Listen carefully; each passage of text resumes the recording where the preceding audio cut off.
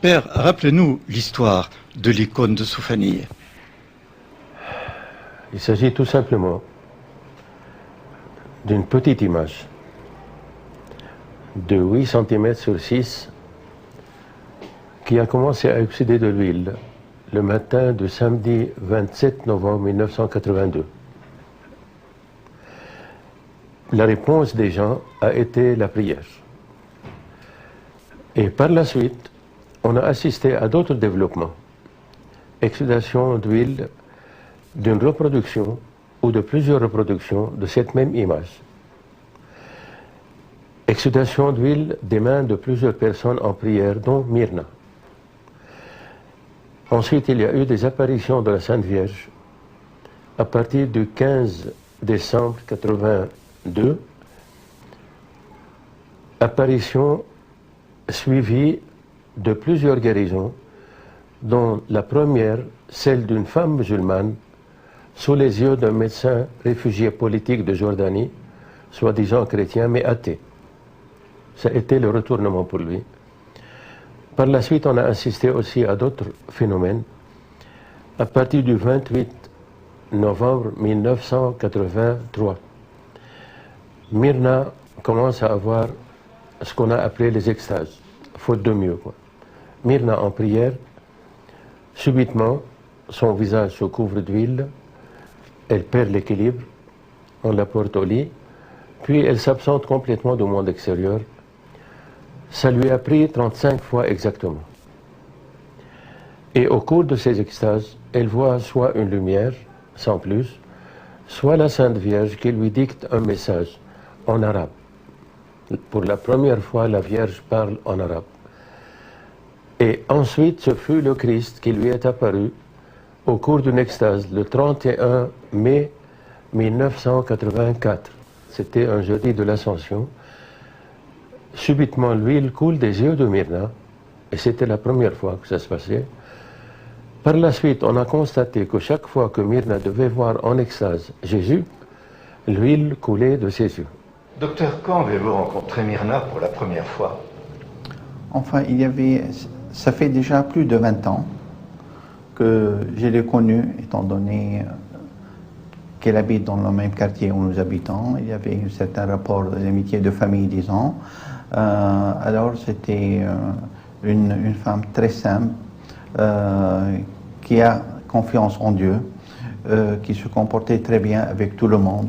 Et par cela, c'était ses actions qui lui ont peut-être facilité le cheminement qui est en train de parcourir. Depuis quand connaissez-vous Myrna? Ça va faire 21 ans maintenant. Depuis qu'elle s'est mariée, elle est venue habiter ici, dans cette maison. Après son mariage de 6 mois, l'événement a commencé et on a fait la connaissance, la vraie connaissance de Myrna. Parce qu'avant, c'était juste une voisine, un salut en passant, pas plus que ça. Mais après le commencement de l'événement, on est de plus en plus amis. Vous venez prier souvent ici avec elle? Oui, parce que grâce à Dieu, j'habite tout près d'ici, alors ça m'arrive plus souvent d'assister aux prières ici. Oui. Est-ce que vous avez assisté à une de ces extases? Presque à toutes les extases qui sont passées ici à Damas. Vous pouvez nous raconter une? Oui, bien sûr. Avant l'extase, en général, il y a une prière. Alors, Myrna est avec les gens dans la cour, elle prie avec tout le monde. Et soudainement, les personnes qui l'entourent remarquent qu'il y a de l'huile sur son visage qui commence à apparaître. Alors, petit à petit, Myrna commence à perdre ses forces. Les gens qui l'entourent l'aident à rentrer dans sa chambre. Elle se met sur son lit. Et là, les préparations de l'extase commencent. Après, Myrna ne sent plus rien autour d'elle. Les gens qui l'entourent pensent qu'elle est endormie, mais c'est un peu plus que ça parce que parfois sa poule change et même les prêtres, les médecins ont essayé de la réveiller en faisant des gestes un peu plus douleurs, oui, mais elle ne sent rien. Ça peut durer de 10 minutes à 1 heure et demie à peu près. Et quand elle se réveille à deux étapes aussi. La première, c'est qu'elle voit toujours la lumière, ou bien elle ne sent pas la lumière des flashs des caméras, et elle dit le message qu'elle a entendu, phrase par phrase. Et quand elle est sûre que le message est arrivé juste comme elle l'avait entendu, elle commence à se réveiller, c'est-à-dire à sentir la lumière, à reprendre ses forces, à reprendre sa présence avec nous. Avant de se réveiller, la deuxième étape, elle demande au prêtre de répéter le message pour être sûre qu'il est bien reçu.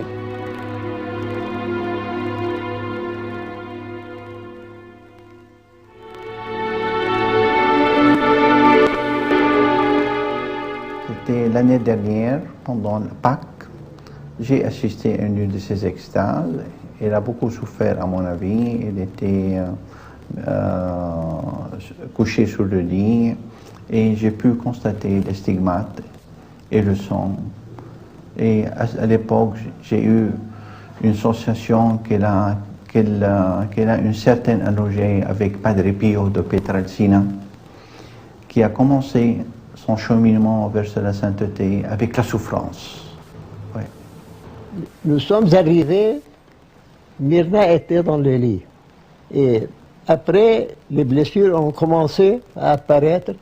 Il y avait 3 ou 4 docteurs, peut-être 5. Et à l'extérieur, dans la cour, la prière avait commencé. Myrna avait perdu conscience. Mais chaque fois qu'on touchait la blessure, elle criait. Elle ne peut pas supporter. Il y a une dame française très pieuse, d'après je l'ai connue par la suite, elle est mariée à un Syrien et ils ont un laboratoire du côté de Lyon. Elle est venue doucement, a fait le signe de la croix, puis elle a mesuré la longueur de la blessure, c'était 12 cm. À 5 reprises, Myrna a eu les stigmates. La première fois, c'était le 25 novembre 1983. Stigmate ouverte à 4h30 de l'après-midi, cicatrisée à 11h du soir. Et ce jour-là, on avait fait venir 8 médecins. Les années d'après, ce fut le jeudi saint 84, 87, 90 et 2001. C'est-à-dire les années où Pâques était fêtée par les catholiques et les orthodoxes ensemble. Les stigmates s'ouvrent, une extase est suivie soit le jour même, soit le lendemain, vendredi saint, soit le samedi saint, et à l'aube de Pâques, ou dans la nuit du vendredi au samedi saint, l'huile coule de l'image. C'est un peu l'ensemble de ce phénomène, mais l'essentiel, je dois vous dire, c'est la prière. Une prière sans discontinuité, comme vous voyez, la maison est toujours ouverte. Prière à longueur de journée, et si la nuit quelqu'un a envie de venir prier, s'il tape à la porte, il lui ouvre la porte sans rien lui dire. C'est une maison ouverte. Absolument, ouverte à la prière.